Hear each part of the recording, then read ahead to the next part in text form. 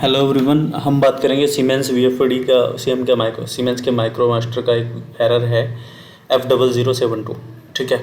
No data from USS मतलब RS485 links जो है ड्यूरिंग टेलीग्राम ऑफ टाइम। ठीक है। तो मतलब जो RS485 है, ठीक है, उधर से डाटा रिसीव नहीं हो रहा है, मीन्स प्रॉपर कम्युनिकेशन नहीं हो रहा है। No response during telegram of time of USS IO link, check connections of the communication board और चेक द मास्टर। तो इसमें क्या इसमें करना क्या है आपको, एक तो पहले तो कनेक्शन चेक करने हैं। जो RS485 के 3 वायर लगे होंगे, एक पॉजिटिव, एक नेगेटिव और एक अर्थिंग का। ठीक है। ये चेक करना है कि ये तीनों वायर प्रॉपरली कनेक्टेड हैं मास्टर से, मीन्स मास्टर PLC भी हो सकता है और VFD भी हो सकता है। और दूसरा ये है, मे भी हो सकता है मास्टर से ही कम्युनिकेशन ब्रेक हो गया हो, मास्टर का एड्रेस चेंज हो गया हो, कुछ भी ऐसा हो सकता है। ठीक है। या फिर कम्युनिकेशन का जो बोर्ड है वो डैमेज हो गया हो। तो अगर फिर भी नहीं हो रहा है तो आपको बोर्ड चेंज कराना पड़ेगा।